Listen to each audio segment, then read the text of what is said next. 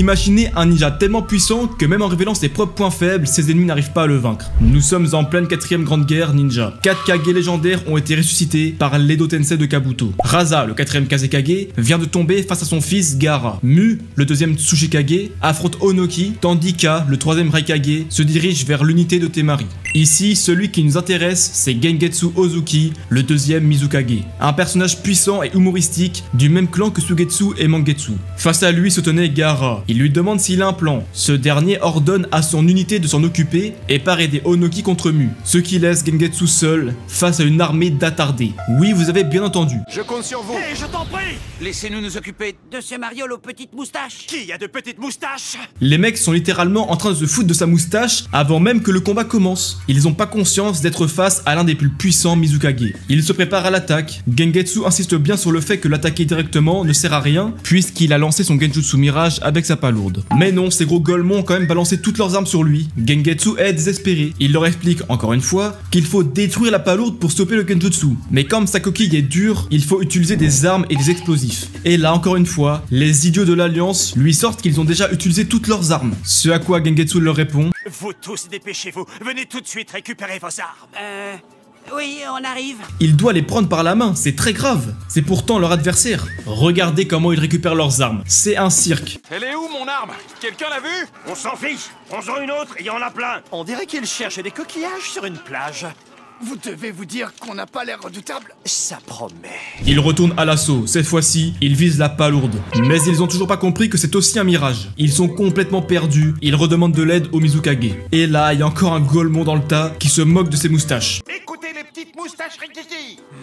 Je vais te tuer. Oh, Ça m'a tellement fait rire comment il a dit ça en VF. Le mec a dû aller s'excuser. On se croirait à l'école primaire. Pendant ce temps, Mu se fait sceller par Onoki, Gaara et un clone de Naruto. Au moment où on revient sur le combat, tous les ninjas sont à terre. Gengetsu est beaucoup trop fort pour eux. C'est là qu'on voit la différence de puissance entre un Kage et des ninjas lambda. Il est vraiment désespéré. Il veut être scellé au plus vite. Il les encourage. Mais ces demeurés attaquent encore la palourde. Franchement, je comprends pas comment c'est possible d'être aussi con. Ça me termine de voir Gengetsu mettre plus d'efforts à les aider qu'à combattre. Il leur fait littéralement un tuto comment me battre. Mais non, ils y arrivent pas. En même temps, quand tu vois leur tête, tu sais que leur QI n'est pas très élevé. Mais là où ça devient encore plus inquiétant, c'est quand Gengetsu demande à un ninja de Kiri s'il connaît sa technique. Il répond qu'il ne connaît même pas les Mizukage à part le 5ème. C'est pour vous dire le niveau de culture du mec. Parce que même si Kiri essaie d'oublier son passé depuis le règne de Meiterumi, il y a des choses quand même, tu peux pas les effacer. Bon, fini les bêtises. Là, ça devient sérieux. Gengetsu se prépare à lancer son attaque du pistolet à eau. fini de jouer. On passe aux choses sérieuses. Mais c'est que on est sérieux depuis le début. Eh bien, il va falloir être encore plus sérieux, car au vu de la réaction du Mizukage, il va y avoir des morts. Mais c'est là qu'intervient Gaara, revenu de son combat contre Mu. Vous vous êtes d'abord occupé de Mu, c'est ça? Pourtant, on doit toujours se débarrasser en premier de l'adversaire le plus fort. C'est une des règles élémentaires du combat. C'est ce que j'ai fait. Ce type ne ressemblait à rien. On aurait dit une momie à moitié morte. N'ai-je pas raison? Si, vous avez raison. Et là, je réalise que les apparences sont parfois trompeuses. Hey, qu'est-ce que ça veut dire? Les apparences sont parfois trompeuses. C'est votre moustache qui ferme.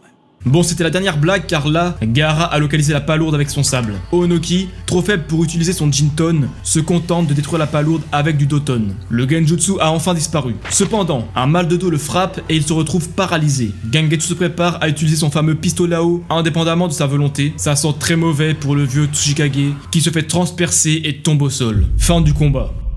Et non, c'était un clone de sable de Gaara. En effet, ce génie, contrairement aux autres de l'Alliance, avait permuté Onoki avec un clone de sable au moment où la palourde a été brisée. Il se prépare maintenant à sceller Gengetsu, qui reconnaît sa force avec une petite touche d'humour à l'image du personnage. Bien joué. Il a de l'avenir, ce petit. Et il n'a pas de sourcils, ce qui ne gâche rien. Ironie du sort, deux adversaires sans sourcils se font face. Gaara utilise les grandes funérailles impériales du désert, aidé par les shinobi de l'Alliance pour sceller le Mizukage. Mais celui-ci se relève grâce à sa technique des brumes du tyran. On va éviter d'utiliser le nom en VF de Onoki. La technique de la vapeur ravageuse du petit plaisantin. Cette technique consiste à créer un clone de lui-même à partir de l'huile et de l'eau de son corps. Ce qui fait que la température du clone varie entre froid et chaud rapidement. Lorsqu'il fait un effort, la température monte. L'eau se transforme alors en vapeur jusqu'à ce que la pression interne crée une explosion. La vapeur d'eau s'élève et se transforme en grêle, ce qui refroidit le clone, lui permettant de recommencer comme ça à l'infini. La technique est vraiment très puissante. Le clone peut même former une hache sur son bras. Le combat s'intensifie. Le clone fait mal à l'Alliance. Cependant, Onoki, connaissant bien cette technique, sait qu'elle rend Gengetsu vulnérable sable après son utilisation. Il faut donc s'attaquer à lui directement. Un ninja sensoriel réussit à le repérer, sacré exploit. Il y a au moins un ninja dans le tas qui sert à quelque chose. Gaara ne perd pas de temps et lâche une punchline exceptionnelle. Avant que la grêle n'ait cessé, je t'aurais scellé.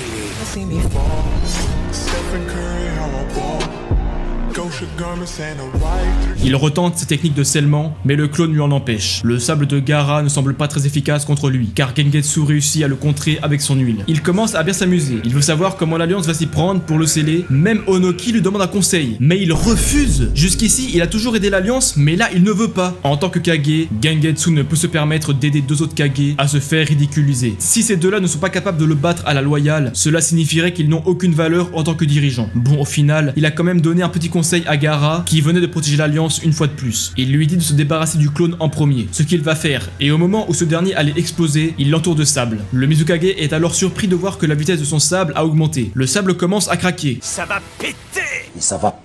Et non, le clone était recouvert d'or. Comment c'est possible? Eh bien parce que précédemment, je vous l'ai pas dit, mais Gaara a créé un clone avec le sable aurifère de son père pour le mélanger à la substance du clone du Mizukage. Étant donné que l'or est 20 fois plus lourd que l'eau, le clone a ralenti. C'est pour ça que Gengetsu a cru que la vitesse du sable de Gaara avait augmenté, mais en réalité, c'était le clone qui était plus lent. Quant à la raison pour laquelle le clone n'a pas explosé, c'est parce que le sable était mêlé à la grêle, ce qui l'a fait refroidir. De plus, l'or ayant la propriété de bien transmettre la chaleur a aidé au refroidissement. On dirait pas comme ça, mais Gaara est un très bon stratège. Entre temps, un clone de Naruto a vaincu le 3ème Raikage et a rejoint Gaara. Je pense que vous ne devinerez jamais ce que ce Golemon a dit. C'est qui celui-là? J'ai jamais vu un corps aussi bizarre. Ce n'est pas son corps, c'est ma technique.